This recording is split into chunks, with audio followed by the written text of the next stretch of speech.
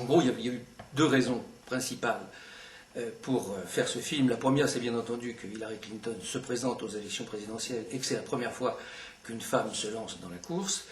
La deuxième, c'est que lorsqu'on pose aux Américains une question concernant le meilleur président qu'ils aient eu jusqu'à présent, ils disent, depuis la Deuxième Guerre mondiale, le meilleur président, ça a été Kennedy, et ensuite, ça a été Clinton. On sait que ce sont des baby-boomers, ce sont des gens de ma génération, c'est une génération qui a énormément été intéressée par la politique, qui l'a réclamé, qui a réclamé le pouvoir, et donc la question était de savoir qu'ont-ils fait de ce pouvoir. Ce sont des gens qui sont arrivés au pouvoir avec des idées généreuses, mais qui se sont heurtés aux réalités de la vie et qui ont commencé à faire un peu ce qu'ils pouvaient. Vous savez, il y a cette fameuse expression qui dit « ils voulaient changer la vie, mais c'est la vie qui les a changés ». Le grand projet de Clinton, c'était de rester président des États-Unis.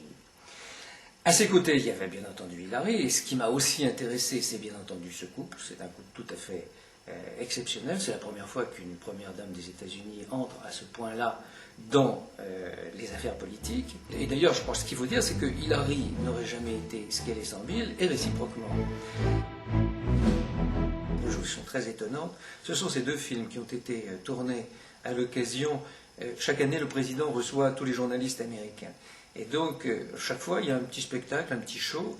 Et 2 années de suite, les Américains, en tout cas la présidence Clinton, a tourné des films très amusants. L'un où on voit un président Clinton prêt à partir, prêt à quitter la Maison-Blanche, c'est en 2000, dans lequel il fabrique des cocottes en papier, il fait du vélo dans les couloirs de la Maison-Blanche.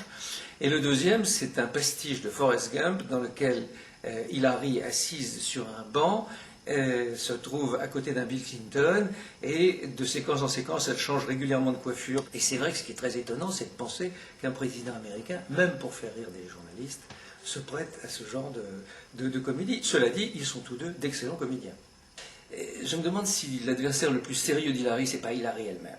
Car elle a un problème, on sent que tout est étudié chez Hillary.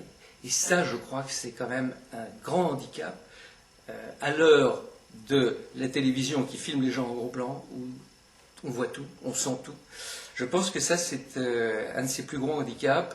Et je lui souhaite bonne chance sur la route de la Maison-Blanche, mais la route est encore longue.